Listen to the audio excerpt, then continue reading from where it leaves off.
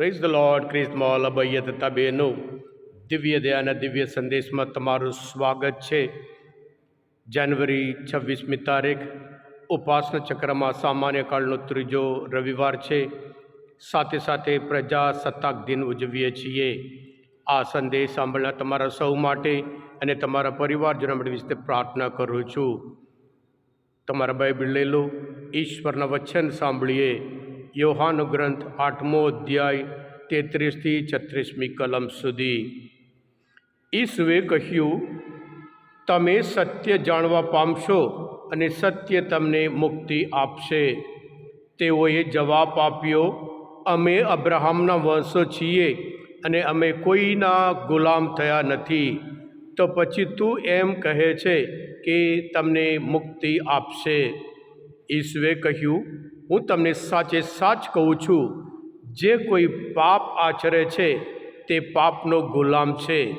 ગુલામ ઘરમાં કાયમ રહેતો નથી, પણ પુત્ર કાયમ રહે છે. એટલે જો પુત્ર તમને મુક્ત કરે તો તમે ખરેખર મુક્ત થશો.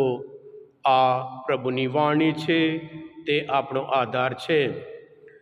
ખ્રિસ્તમાં ભાઈ બહેનો, પ્રજાસત્તાક દિન 1950 વર્ષમાં જાન્યુઆરી 26મી તારીખ બંધારણ બનાવવામાં આવ્યું હતું.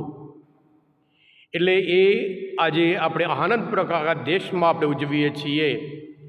દુનિયામાં સૌથી મોટામાં મોટો એક દેશ, પ્રજા સ્વતંત્ર દેશ હોય, ડેમોક્રેટિક દેશ હોય, એ આપણા દેશ ભારત દેશ છે. એમાં આપણે ગૌરવ અનુભવીએ છીએ. છેલ્લા 75 વર્ષમાં આપણો દેશ દરેક રીતે બહુ આગળ વધ્યા છે, બહુ વિકાસ કર્યો છે, બહુ ડેવલપમેન્ટ થયું છે. એ સાયન્ટિફિક રીતે હોય, ટેકનોલોજીમાં હોય, ભૌતિક રીતે હોય, આપણો દેશ બહુ આગળ વિકાસ થયો છે.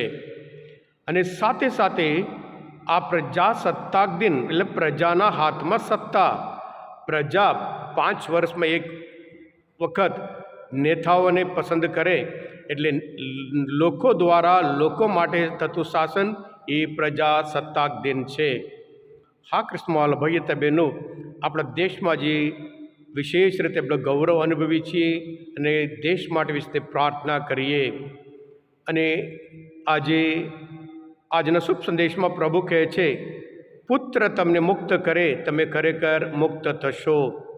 ખ્રિસ્તમાં ભાઈ બહેનો, સ્વતંત્રતા એક દરેકની ઈચ્છા છે.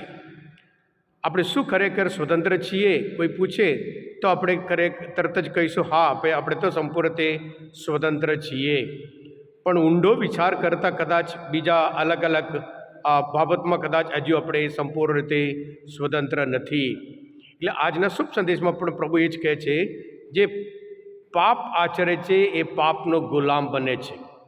ક્રિસ્મોલ ભાઈતા બહેનો, પ્રભુ ઈસુ આ પૃથ્વી પર એટલા માટે આવ્યા, આપણને મુક્ત કરવા અને શાશ્વત જીવન આપવા માટે પ્રભુ ઈસુ આ પૃથ્વી પર આવ્યા હતા.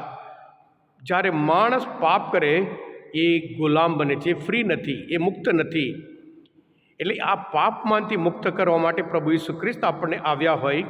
અને પ્રભુ ઈસુ ખ્રિસ્ત જ સત્ય છે. પ્રભુ ઈસુ પોતે કહે છે, તમે સત્ય જાણવા પામશો અને સત્ય તમને મુક્તિ આપશે. આપણા દેશના મોટો પણ એ છે, સત્ય મેં જયતે. સત્ય ખરેખર આપણને મુક્તિ આપશે. સત્ય ખરેખર વિજય પામે છે એમ કરીને દેશનો મોટો પણ બતાવે છે.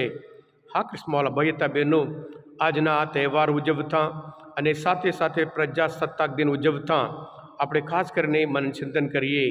પ્રભુ ઈસુની જે આજ્ઞા, પ્રભુ ઈસુ પોતે કહે છે, જો તમે મારી આજ્ઞાઓને વળગી રહેશો તો તમે મારા ખરેખર શિષ્ય છો. એટલે પ્રભુ ઈસુની આજ્ઞા એ પ્રેમની આજ્ઞા છે. જેવી રીતે પ્રભુ આપણા ઉપર પ્રેમ રાખ્યો છે, એવી રીતે આપણે પણ પરસ્પર પ્રેમ રાખવાનો છે. ગલાતીના ધર્મસંહિતા 5મો અધ્યાય 14મી કલમમાં પ્રભુ કહે છે, તારી જાત ઉપર જેટલો પ્રેમ રાખે છે એટલો જ પ્રેમ બીજા ઉપર રાખવાનું છે. એ એક જ વાક્યમાં આખી નિયમ સંહિતા આવી જાય છે એમ કરીને ગલાતીના ધર્મસંહિતા 5મો અધ્યાય 14મી કલમમાં કહે છે, જાત જેટલો પ્રેમ એટલો આપણે બીજા ઉપર પણ પ્રેમ રાખવાનું છે. હા ક્રિસ્મોલ ભાઈ બહેનો, એટલે જાત જતો પ્રેમ અને બીજાની સાથે સમાન ગણવાનું. દેશનો મોટો એ છે સમાનતા બંધારણનું લક્ષ્ય એ છે. એટલે જ્યારે ખરેખર આપણે બીજાને સમાન ગણીએ અને બીજા સાથે ન્યાય પ્રમાણે વર્તીએ અને બીજાને પણ સ્વતંત્ર ગણીએ અને બીજાને પણ માન આપીએ, તે ખરેખર આપણું જીવન આનંદમય જીવન બની જશે. એટલે આજે વિશેષ રીતે સર્વ પ્રકારના ભેદભાવ આપણામાંથી દૂર કરીએ, જેથી કરી જેવી રીતે આદિ ધર્મસભા બધા એક મન થઈને જીવતા હતા, આપણે પણ એક મન થઈને જીવીએ અને આપણા દેશ માટે હંમેશા પ્રાર્થના કરતા રહીએ, જેથી કરી આપણો દેશ હજુ વધુ અને આગળ વધે અને વધુ વિકસિત થાય. આપણો દેશ આપણે જાણીએ છીએ જાત જાતની ભાષા, જાત જાતના કલ્ચર, જાત જાતના લોકો છે, પણ સાથે સાથે આ એક અદ્ભુત દેશ છે, વિવિધતામાં એકતા છે. અને ખાસ કરીને આ પ્રજાસત્તાક દિનના દિવસે દેશના નેતાઓ માટે, દેશના પ્રજાઓ માટે ખાસ પ્રાર્થના કરીએ અને આપણે આપણા દેશમાં હંમેશા ગૌરવ લઈએ. હેપી પ્રજાસત્તાક દિન. બોલો દિવ્ય દયાનો જય. પ્રભુ તમારા અંતરમાં વસો. સર્વશક્તિમાન પરમેશ્વર પિતા અને પુત્ર અને પવિત્ર આત્માનો આશીર્વાદ સૌ પર ઉતરો. આમેન. ખ્રિસ્તમાં ભાઈ બહેનો, આજના મનન ચિંતન શાસ્ત્રપાઠ સમજવા માટે, પ્રભુને ઓળખવા માટે મદદરૂપ થયા હોય, દિવ્ય દયાનો સંદેશ તમે પોતે સબસ્ક્રાઈબ કરો અને બીજા માટે પણ ફોરવર્ડ કરો, કારણ તમે બધા આશીર્વાદિત છો, તમે બધા અભિષિક્ત છો.